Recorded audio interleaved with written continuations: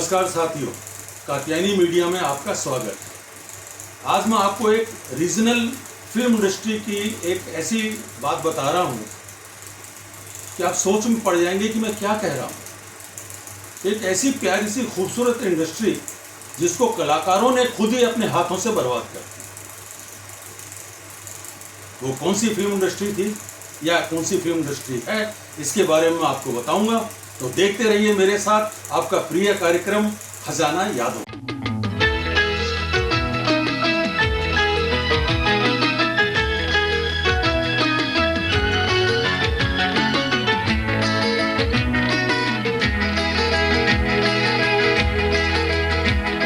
खजाना यादों का, खजाना यादों का लाए हैं हम आपके लिए ऊंचा बहारों का। खजाना यादों का, खजाना यादों का लाए हैं हम आपके बहारों का। खजाना यादों का। हुआ साथियों ऐसे कि आपको जैसे मालूम है कि हमारे फिल्म इंडस्ट्री में कोई पंजाबी फिल्म इंडस्ट्री है, कोई राजस्थानी फिल्म इंडस्ट्री है, कोई उड़िया फिल्म इंडस्ट्री है, कोई बंगाली फिल्म इंडस्ट्री है, हिंदी फिल्म इंडस्ट्री है, ऐसी एक भोजपुरी फिल्म इंडस्ट्री हुआ करती है। इस भोजपुरी फिल्म की शुरुआत विश्वनाथ शाहबादी जी ने की थी और उन्होंने पहली फिल्म बनाई थी गंगा मैया तोहे पियरी चढ़े। इस फिल्म में कलाकार थे आसिम कुमार और कुमकुम, नज़ीर हुसैन और तिवारी साहब। हुआ ऐसा कि एक बार नज़ीर हुसैन साहब किसी फंक्शन में थे वहाँ दिल्ली में और राजेंद्र प्रसाद जी उनसे मिले थे, जो कि हमारे देश के राष्ट्रपति थे। उन्होंने नज़ीर साहब से कहा कि यार आप भी बिहार के, मैं भी बिहार का, तो हिंदी फिल्में तो आती रहती हैं, भोजपुरी फिल्में क्यों नहीं बनती। तो इस तरह से नज़ीर साहब ने विश्वनाथ शाहबादी जी से मुलाकात की और उन्होंने ये राय बताई। विश्वनाथ शाहबादी जी की माइंस भी हुआ करती थी और सिनेमा हॉल भी था।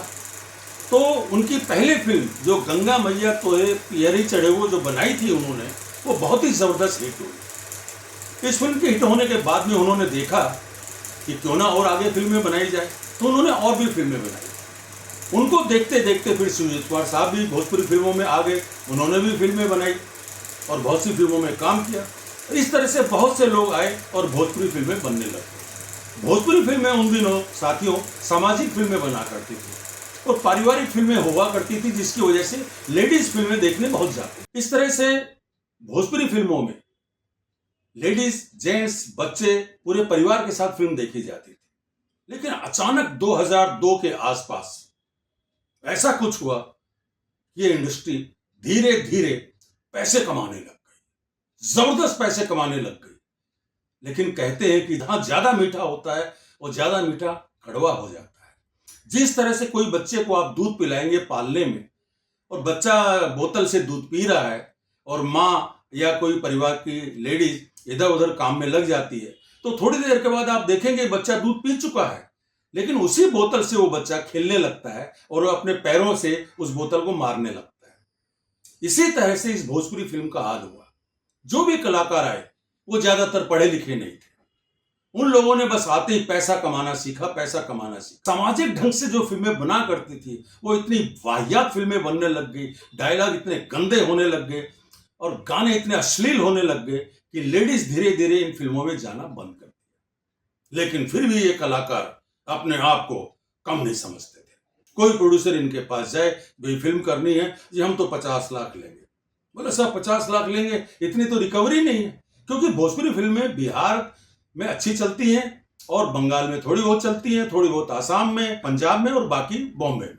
लेकिन बाद में तो धीरे धीरे सारे इंडिया में रिलीज होने लग गई। लेकिन कलेक्शन नाम की चीज नहीं थी, खाली चलती थी। कहीं 50,000 आ गया, कहीं 20,000 आ गया, कहीं लाख रुपए आ गए, बस यही हाल हुआ करता था। लेकिन कलाकारों के पैसे की डिमांड बढ़ती चली गई, इतनी बढ़ने लग गई कि धीरे धीरे इंडस्ट्री का सत्यानाश होने लगा। हीरो लोग तो अपने गांव में जाके 2 तल्ला मकान, कोई 3 तल्ला मकान, कोई 4 तल्ला मकान, इतनी बड़ी बड़ी हवेलियां बनाने लग गए कि गांव में उनके घर वाले मूंछों पे ताव देके चलते थे, देखा हमारा बेटा क्या कमा रहा है। लेकिन इधर इंडस्ट्री का हाल खराब होता चला गया। और एक दिन धीरे धीरे ये आया कि एक्टरों ने कहना शुरू किया प्रोड्यूसर से, भाई कितना पैसा लगाओगे? बोला 1.25 करोड़। तो बोला भाई 75 लाख तो मैं लूंगा। बोला भाई 75 लाख तुमको दे देंगे और 25 लाख बाकी सारे कलाकारों को दे देंगे, तो 25 लाख में क्या फिल्म बना लेंगे? बोला तुम जानो भाई, तुम्हारा काम जाने, हम तो 75 लाख रुपए लेंगे। और 75 लाख कौन मांगता था? ये सारी इंडस्ट्री जानती है और शायद कुछ लोग और भी जानते हैं। प्रोड्यूसर बोले भी मैं तो 75 आपको दूंगा तो फिल्म कैसे बनाऊंगा? तो हीरो कहता था अरे आप 1.25 करोड़ मुझे दे दीजिए, मैं आपको फिल्म बना के दे देता हूं। इस तरह का काम होने लग गया।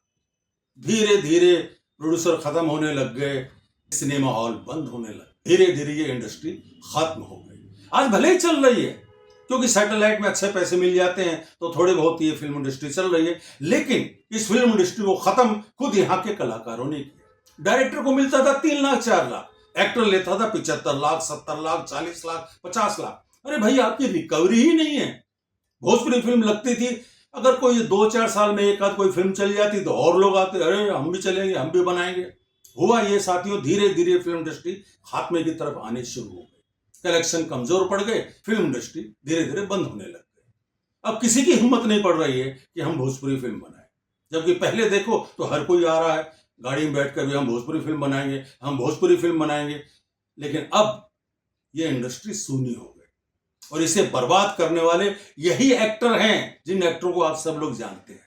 40 लाख लेंगे, 50 लाख लेंगे। अरे भैया तुम लोगे तो जरूर, लेकिन रिकवरी कहां है? अगर हमने करोड़ रुपए की फिल्म बना ली तो बिहार से मुश्किल से 20-25 लाख की रिकवरी होती है, बॉम्बे में 8-10 लाख की होती है, पंजाब में मुश्किल से 2-2.5 लाख की रिकवरी होती है, कोई बहुत ही जबरदस्त चल जाए तो 4 लाख की रिकवरी हो जाएगी। बाकी सब जगह से कहीं 50,000, कहीं 60,000, कहीं लाख ये रिकवरी होती है। मुश्किल से 1.25 करोड़ लगाए हैं, 40-50 लाख रुपए हाथ में आते हैं। बाद में आपकी सैटेलाइट बिकेगी कि नहीं बिकेगी, कब बिकेगी, ये बात की चीज है। तो ये हालात देखकर भोजपुरी फिल्म इंडस्ट्री खत्म हो गई। अब लोग कहते हैं कहां खत्म हो गई, चल तो रही है। बताइए कहां चल रही है, बताइए। सिनेमा हॉल ही नहीं है, सिनेमा हॉल नहीं है भाई, कहां पे रिलीज करोगे? लेकिन ऐंठ तो ऐंठ होती है। आज भी उनके पास चले जाइए, हाँ हम ये है, हम वो है, ये साथियों खत्म हो गई। और खत्म करने वाले कोई और नहीं, यही लोग कलाकार लोग हैं जिन्होंने अपनी ही इंडस्ट्री को खुद अपने हाथों खत्म किया। पता नहीं अब ये संभलेगी कि नहीं संभलेगी। तो इसी तरह की बातें मैं आपको बताऊंगा साथियों। मेरे साथ बने रहिए और देखते रहिए आपका मेरा प्रिय कार्यक्रम खजाना यादों।